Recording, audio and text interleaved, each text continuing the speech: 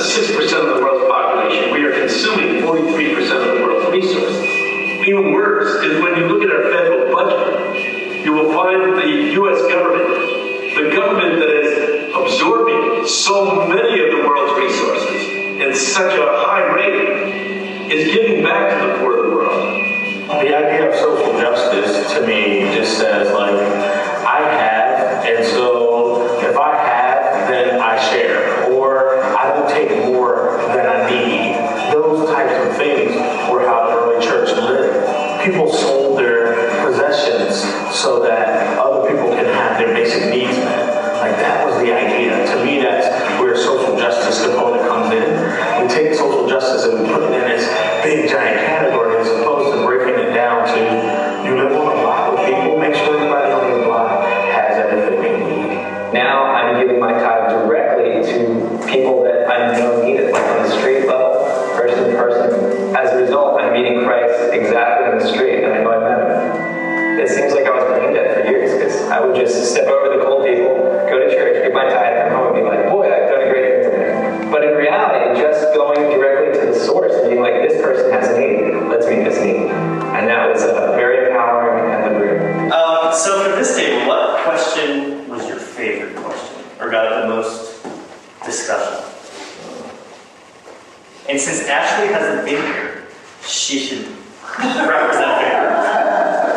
This is her last chance to represent the group. I don't think that's a good way to keep her. I think it's been some backfire. I think we kind of combined a couple of them to talk about consumption, greed, and affluence, and all of that is one big topic. So what did you come to the conclusion of? You know, it was interesting a few years ago, Lord of Life, this is a positive thing, did a video campaign about tithing for their stewardship campaign. So they went around and interviewed members of the congregation on video. And they came and they realized that there were two different types of answers. That the older members of the congregation had a specific reason for tithing. Any guesses? No. That's what you're supposed to do. Because of a sense of obligation, that's what you're supposed to do. Young people had a different reason for tithing. You know what that was? I would guess because out of compassion. Out of the worthiness of the church and what the church is doing with the money. We want to support something that's doing good, as opposed to a sense of obligation. I thought that was really important. What was that last part? I'm sorry, I missed it. That young people give to things they want to support. Right. That they see them involved in something. So. Okay. So it's like giving by principle, giving by function. Yep. It's kind of. But if you're giving by principle, and the church isn't living up to that principle, then what happens? And then the assumption is they They take their money and go someplace else. Yeah, it's kind of an interesting dilemma. I think that it was humbling in many ways to see what people are doing and how they are sacrificing. Just for example, the guy who won Mark, who won all the stuff on the television show and then gave it all away to support mission. What was that? He went to Uganda to give it to her. Yeah, Uganda, yeah. But the other thing is that, I wonder, because a lot of them are young, single, it kind of is their job. They don't have jobs, it allows them the freedom to do what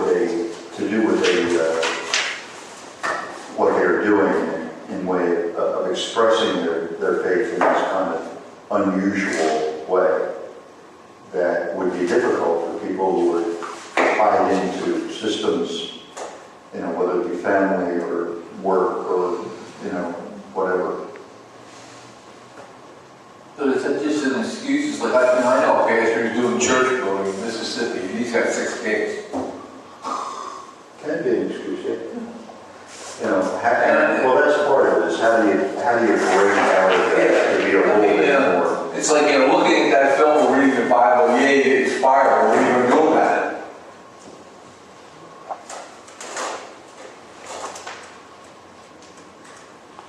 I agree.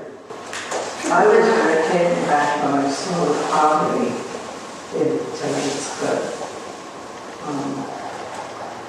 We all hear about it, but to visualize it is something different. It's interesting because that was the Cliff Notes version of the Roman Catholic Church that was now trying to kick out the homeless people. There's a better 30 to 40 minute version that really gets into it. That's like the whole film?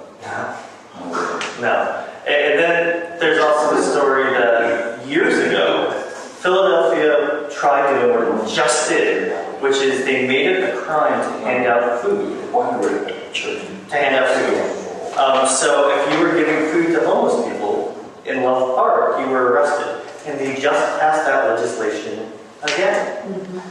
So I was receiving emails about an interfaith coalition that is coming together in Logan Square, which is across from the Free Library, and they're having a Passover, Maundy Thursday meal where they will be serving food.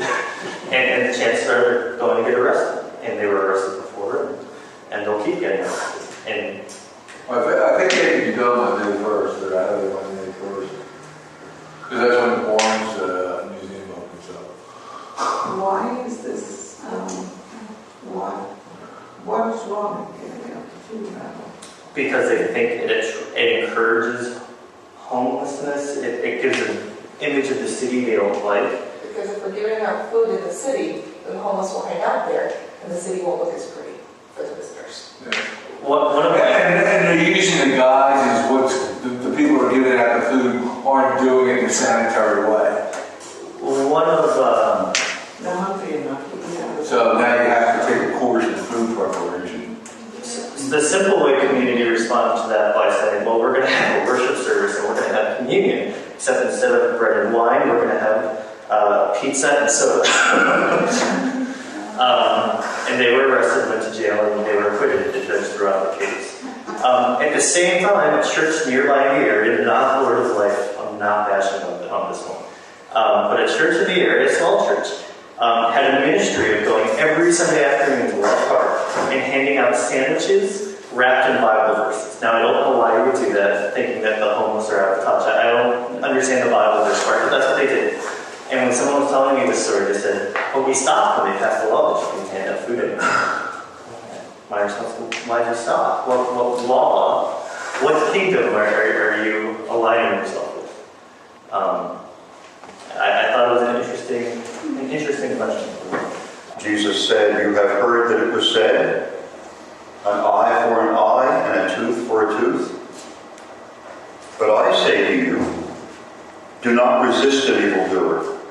If anyone strikes you on the right cheek, turn the other also. And if anyone wants to sue you and take your coat, give him your cloak as well. And if anyone forces you to go 1 mile, go also the 2nd mile. Give to everyone who begs from you, and do not refuse anyone who wants to borrow from you.